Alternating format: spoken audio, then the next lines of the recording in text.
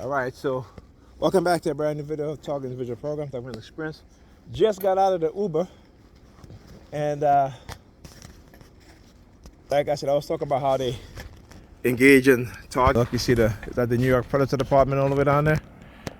All right, as you guys can see, the intersection, you hear the sirens, using the sirens. So when I got in the Uber, the Uber was maybe about a few minutes. We have driven off, and I get a call from Pam. But of course, I know what it is that they're doing, so I didn't answer. They just wanted to again do these kind of tests to see, if I would answer or not. And like I said, I'm not playing those tests. And then immediately after she called me, I didn't answer. Alda called me, right? So the entire weekend, I have not heard from Alda. Except for, like I said, this morning when leaving the house, after I got the text from Pam, Alda immediately, okay, yeah, right? She immediately texted me, immediately after. I want you to understand how they're synchronizing Pam and Alda now, doing today, right? Then on top of that, the color white, using the color white. So what do you see here as the Uber was driving? You'll see all these white cars. Look at how they park. One right here, one right here, one right here, one right here, one right here. White van, white, you know what I'm saying? So they engage in this sort of behavior, this sort of conduct using psychological manipulation, right? So how does the name John tie into everything, right? Like I said, Pam tells me as I was waiting for the Uber, because they couldn't find an Uber. I guess she was just waiting to see one would be available. So I said, so she goes, I got a package downstairs that just got delivered, right? So I'm like, okay, well, I gotta wait for the Uber anyway, so let me run downstairs. I go downstairs, right? There's no package for her, right? And and I'm just like, wow, right? The type of shit that they do. Okay, the type of shit that they do. And I get in the elevator, all of a sudden Pam called me. Then I'm going back up. Pam called me. I didn't answer because, again, I knew what they were doing. Like I said, I can always tell when we're being hit with directed energy weapons, particularly silent sound. When she came in the house, my daughter had just asked me for something to eat, right? And the reason why I'm taking an Uber, I'm gonna get to that. You guys gonna see. I'm gonna show you guys tomorrow too exactly what it is that they did using my daughter. So my daughter, I said to her, "Are you hungry?" She goes, "Yes." So I said, "Okay, I'll make something to eat." Go into the kitchen. Her mother came in the house a few minutes later. She runs into the kitchen. My daughter runs in the kitchen, right? Started, she's like pressing her thumb on one of the kitchen the chairs, right? The kitchen chairs are kind of a creamish color. And then she grabs a bag of candy, right? These are, I have the same candy. Let me see if I can show you guys. These candy.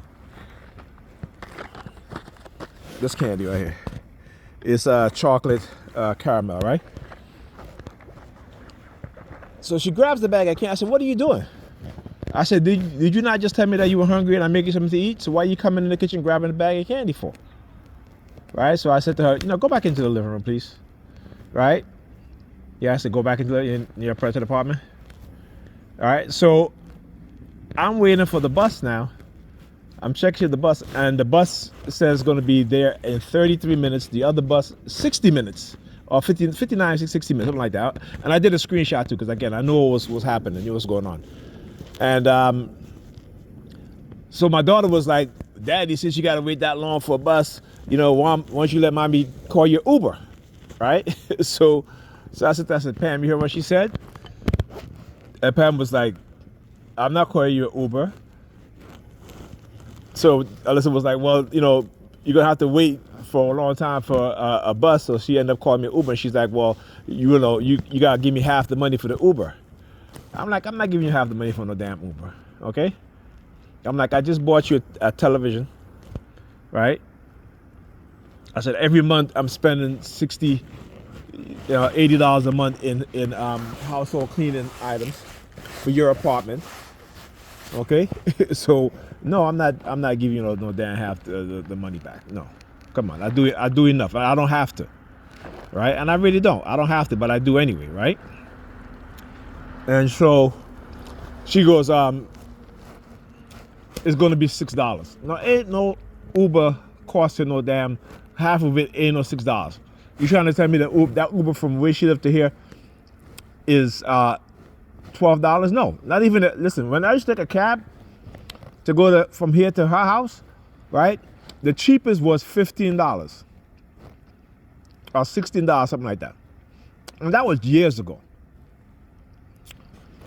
But why do they again engage in this sort of subliminal message? And like I said, I know what it is that they're doing, and I'm gonna keep exposing them.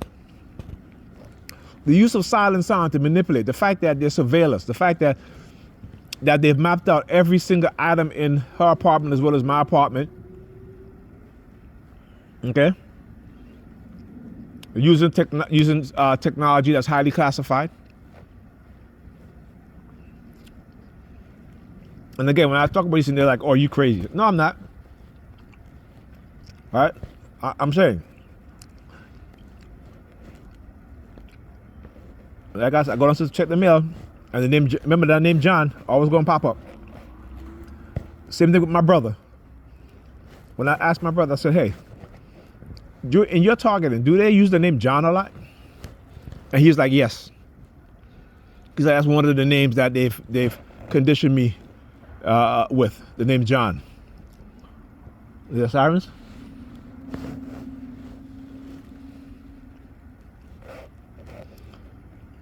You know, I mean, it's very weird. I was talking about Desmond. She had this friend named John, but I can never meet him. That's my eldest mother. All right? I can never meet this John. What's that? Pam and her friend, what's her name? Kumar. Can never meet them dudes. Why? Because you know, these were the dudes that, you know, that they were interested in and never really took them never took interest in them. We're only sleeping with them. You know what I'm saying? So fellas, like I said, if your girlfriend talking about she got a best friend named such and such, or they fucking, or they were fucking, and they're probably still fucking. Okay?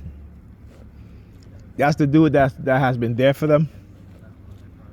Or that's also maybe the dude that they wanted, but he didn't want them in that way. You know what I'm saying?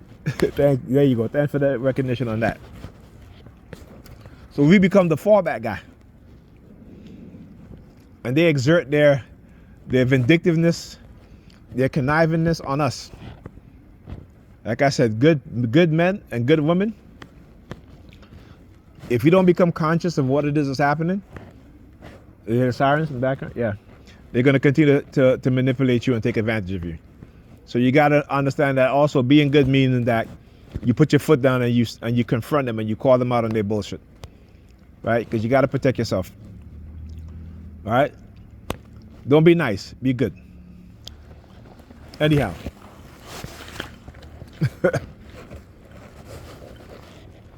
Like I said, man, they think they're slick.